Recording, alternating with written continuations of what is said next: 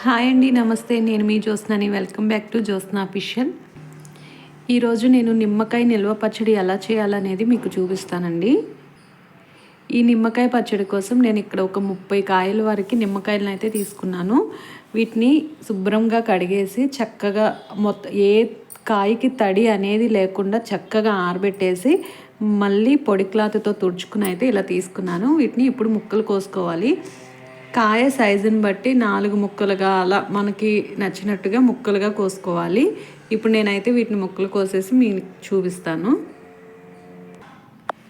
ఇలా ముక్కల్ని అయితే కోసుకోవాలండి. చక్కగా నేనైతే ఇదిగోండి ఇంత సైజులో అయితే ఇలా ముక్కల్ని కోసి పెట్టుకున్నాను. ఇలా వచ్చేసి నేను మీకు ఇంతకుముందు నిల్వ పచ్చళ్ళు పట్టినప్పుడు కూడా చెప్పానండి. మనం పచ్చళ్ళు పడుతున్నామంటే మనం కాయలు కోసుకునే కత్తిపీట అయినా చాకైనా, అలాగే మనం కలుపుకునేటప్పుడు గిన్నె అయినా సరే, స్టోర్ చేసుకున్న గిన్నె అయినా సరే, ఏదైనా సరే తడిగా అనేది మాత్రం ఉండకూడదు. కొంచెం కూడా చెమ్మ ఉండకూడదండి. పూర్తిగా ఆరిపోవాలి. చెమ్మ అనేది తగలకూడదు. దానివల్ల చెమ్మ ఉంటే మాత్రం పచ్చళ్ళు పాడైపోతాయి. పచ్చళ్ళు పాడవకుండా ఉండాలంటే చెమ్మ అనేది లేకుండా చక్కగా పూర్తిగా ఎండిపోయిన గిన్నెల్లోనే మనం పచ్చడిని అయితే కలుపుకోవాలి. ఇప్పుడు నేను తీసుకున్న నిమ్మకాయలకి గాను ఒక 1/2 కిలో గ్లాస్ తోటి ఆ గ్లాస్ నిండా ఉప్పునైతే వేస్తున్నానండి. ఇది 1/2 కిలో గ్లాస్ అండి.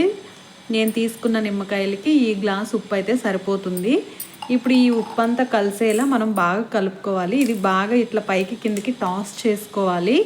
అలా టాస్ చేసుకుంటే బాగా ఉప్పు అనేది కలుస్తుంది. ఇంకా బాగా గిన్నెని ఇట్లా టాస్ చేసుకుని ముక్కలంతా బాగా కలిసేలా ఉప్పు పట్టేలా ఇలా కలిపేసుకున్నాం కదండి. ఇప్పుడు దీనిని మనం ఒక డబ్బాలో, ఒక ప్లాస్టిక్ డబ్బా కానీ లేదా జాడీలు ఉంటే జాడీల్లో కానీ స్టోర్ చేసుకోవాలి. ఒక 5 రోజుల దాకా రోజు కూడా మనం కదుపుకుంటూ ఉండాలండి. ఆ పూట ఈ పూట కానీ లేదా ఒక్క రోజైనా సరే, ఒక్క పూట అయినా సరే, రోజులో ఒక్క పూట అయినా సరే మనం పచ్చడిని కలుపుకుంటూ 5 రోజుల దాకా పక్కన పెట్టేసుకోవాలి. మనం పక్కన పెట్టుకున్న డబ్బా కూడా తగలని ప్లేస్లో మాత్రమే పెట్టుకోండి. అలాగే పచ్చడి నేను ఇలా ఒక ప్లాస్టిక్ డబ్బాలో అయితే వేసేసి స్టోర్ చేస్తున్నానండి. నిమ్మకాయ పచ్చడికి కొలతలు అనేది ఏమీ ఉండదండి. మనం తీసుకున్న నిమ్మకాయలను బట్టి మనం ఉప్పు కారం అనేది కలుపుకోవటమే.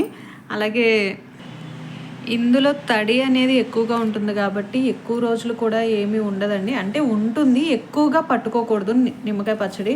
ఏదో ఒక 20 కాయలు 30 కాయలు ఇలా పట్టుకుని అయిపోయిన తర్వాత మళ్ళా పట్టుకోవడం ఇలా చేసుకోవాలండి. ఇలా ఉప్పు కలిపిన రోజే పచ్చడిలో మనం ఇప్పుడు నేను 30 కాయలు వేసాను కదండి. 30 కాయలకి గాను 15 కాయల వరకు రసం తీసి కూడా కలపాలి. నేను ఈరోజు అయితే రసం కలుపును. రసం ఏ రోజు కలుపుతాను అనేది చెప్తాను మీకు. చాలామంది అయితే ఈరోజే రసం కూడా కలిపేసి ఊరబెడతారు. ఇప్పుడైతే నేను మూత పెట్టేసి దీన్ని స్టోర్ చేస్తాను. ఈ ముక్కలు ఊరిన తర్వాతే మనం కారం కలుపుకోవాలి. నేను మీకు మళ్ళీ 2 రోజుల తర్వాత ఈ పచ్చడిని అయితే మీకు చూపిస్తానండి. ఇదిగోండి, నేను 3 రోజుల తర్వాత అయితే ముక్కల్ని మీకు కలపడానికి చూపిస్తున్నాను. కొద్దిగా లైట్గా అయితే ముక్క ఊరింది చూడండి. అంటే నేను రోజు తిప్పుతున్నానండి, కలుపుతున్నాను. ఇది 3వ రోజు నేను మీకు చూపిస్తున్నాను. ఇంకా పూర్తిగా ఉప్పు కూడా కరగలేదు. ఇప్పుడు ఒకసారి మొత్తం తిప్పుకున్న తర్వాత నేనైతే ఒక 10-15 వరకు పచ్చిమిర్చి కూడా ఇలా వేసుకుంటున్నానండి. ఎందుకంటే మనం పెరుగన్నంలో నంచుకునేటప్పుడు నిమ్మకాయ పులుపుతో పాటు ఇది కూడా చాలా ఘాటుగా చాలా బాగుంటుంది టేస్ట్ వచ్చేసి. సో నిమ్మకాయ పచ్చడిలో ఇలా పచ్చిమిర్చి కూడా వేసుకుంటే చాలా బాగుంటుందండి. అలాగే ఇది వచ్చేసి ఒక 10 నిమ్మకాయల వరకు రసం అండి. దీంట్లో ఆల్రెడీ రసం ఉంది, ఊరింది కదండి. అయినా సరే ఇంకా సరిపోదన్నమాట. నేను ఒక 30 నిమ్మకాయలు ముక్కలుగా కోసాను కదండి, వాటికి ఒక 10 నిమ్మకాయల వరకు రసం అయితే పోస్తున్నాను. ఇలా నేను ఇవి పచ్చిమిర్చి రసము వచ్చేసి 3వ రోజు కలుపుతున్నానండి. చాలా వరకు రసం ఆ రోజే కలిపేస్తారు, కానీ ఆ రోజు కలిపేదానికన్నా కొద్దిగా ముక్కలు ఊరాలి కదండి. ఇలా 3వ రోజు కలుపుకుంటే చాలా బాగుంటుంది. ఇలా పూర్తిగా ఒకసారి పైనుంచి కిందకి టాస్ చేసుకుని బాగా కలుపుకోవాలి. ఇలా పూర్తిగా మొత్తం కలిసేలా ఒకసారి కలుపుకున్న తర్వాత మనం దీనిని మళ్ళీ ఒక డబ్బాలో అయితే స్టోర్ చేసుకోవాలి. మళ్ళీ ఇంకొక 3 రోజులు ఇలానే ఉంచుకోవాలి, రోజు కలుపుకుండా. ఇంకా 3వ రోజు వచ్చేసి కారం కలుపుకోవాలి. మొత్తం 6 రోజులండి. 6వ రోజు కారం కలుపుకోవాలి. ఇట్లా నేను పోసిన నిమ్మరసం అయితే సరిపోతుంది. 10 కాయలు నిమ్మరసం పోసాను కదండి, సరిపోతుంది. చాలదు అనుకుంటే కనుక కారం కలుపుకునే రోజు కూడా కొద్దిగా రసం కలుపుకోవచ్చు. నేను మీకు మళ్ళీ కారం కలిపే రోజు అయితే చూపిస్తానండి.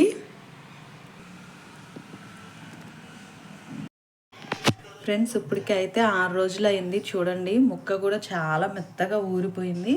ఈరోజు అయితే మనం కారం కలుపుకోవాలి. నేను ఈ పావు గ్లాస్ తోటి ఉప్పు వేసాను కదండి, అదే గ్లాస్ తోటి కారం కూడా తీసుకున్నాను. అయితే మొత్తం కారం పడుతుందో లేదో చూసుకుంటా కలుపుకోండి. నాకు తెలిసి పావు కిలో కారం సరిపోతుంది. కొద్దిగా అయితే నేను కలుపుతున్నాను. ఇలా కొద్దిగా కారం పచ్చడి అంతా కలిసేలా కలుపుకున్నాం కదండి. 1 టీ స్పూన్ వరకు మెంతిపిండి కూడా వేసుకోవాలి. అలాగే ఒక వెల్లుల్లిపాయని కూడా ఇలా కచ్చాపిచ్చిగా తొక్కుకొని కూడా వేసుకోవాలి. మరి మెత్తగా అయితే చేయకూడదండి, ఇలా కచ్చాపిచ్చిగా తొక్కుకుంటే సరిపోతుంది. అలాగే ఇంకొంచెం కారం కూడా వేసి మళ్ళీ మొత్తం కలిసేలా కలుపుకోవాలి. సో చూసారు కదండి, పావు గ్లాస్ కారం కూడా సరిపోయింది చక్కగా. ఇంకా కారం కూడా ఏం మిగలలేదు. ఇంకా వచ్చేసేసి 30 నిమ్మకాయలు మీరు చూసారు కదండి సైజు. ఆ నిమ్మకాయలకి వచ్చి ఒక పావు గ్లాసు ఉప్పు, పావు గ్లాసు కారం అయితే చక్కగా సరిపోయింది. కొద్దిగా టీ స్పూన్ మెంతిపిండి, వెల్లుల్లి వేసి కలిపాను, అంతేనండి. ఇప్పుడు ఇది కారం కలిపిన తర్వాత ఒక వారం రోజులు ఇలా పక్కన ఉంచేసేయండి. వెంటనే అయితే కారం పట్టాలి కదండి ముక్కకి, వెంటనే తినకూడదు. వారం రోజులు పక్కన పెడితే ముక్కకి చక్కగా కారం పడుతుంది. వారం రోజుల తర్వాత నేను మీకైతే చూపిస్తాను కారం ముక్కకి ఎలా చక్కగా పట్టిందో అనేది. ఆ తర్వాత తాలింపు వేసుకునే వాళ్ళు తాలింపు వేసుకోవచ్చు, లేదు అనుకుంటే ఇలానే తినేసేయొచ్చండి. వారం తర్వాత నేను మళ్ళీ మీకు పచ్చడిని అయితే చూపిస్తానండి. కారం కలిపిన తర్వాత ఇది 5వ రోజు అండి. పచ్చడి అయితే రెడీ అయిపోయింది చూడండి ఫ్రెండ్స్. ముక్క కూడా బాగా ఊరింది, నిమ్మకాయ బద్ద. ఇలా అయిపోతే ఇంకా పచ్చడి అంతా రెడీ అయిపోయినట్లే. ఇప్పుడు ఈ పచ్చడిని తాలింపు వేసుకోవాలనుకునే వాళ్ళు కొద్దిగా తాలింపు వేసుకోవచ్చు, లేదు అనుకునే వాళ్ళు ఇలాగే తినేసేయచ్చు. మేమైతే ఇలానే తినేస్తామండి. నిమ్మకాయ పచ్చడికి తాలింపు అయితే ఏం వేసుకోము. ఒక గాజు సీసాలో కానీ ఒక ప్లాస్టిక్ డబ్బాలో కానీ పచ్చడిని వేసుకుని స్టోర్ చేసుకోవాలండి. ఇలా ఒక డబ్బాలో పెట్టేసుకొని పచ్చడిని స్టోర్ చేసుకోవచ్చండి. ఇది పెరుగన్నంలో కానీ వేడి అన్నంలో కానీ చాలా అంటే చాలా బాగుంటుందండి ఈ పచ్చడి. అలాగే మధ్యలో మనం పచ్చిమిరపకాయలు కూడా వేసుకున్నాం కదండి, ఆ పచ్చిమిరపకాయ కూడా చక్కగా పుల్లగా కారంగా చాలా బాగుంటుంది. నిమ్మకాయ పచ్చడిని నేను చెప్పినట్లు ఈ కొలతలతో అయితే ట్రై చేసి మీకైతే ఎలా వచ్చిందో మాకు కామెంట్ చేయండి. అలాగే ఈ వీడియో నచ్చినట్లయితే లైక్ చేయండి, మీ ఫ్యామిలీ అండ్ ఫ్రెండ్స్కి షేర్ చేయండి, మా ఛానల్ని సబ్స్క్రైబ్ చేయండి.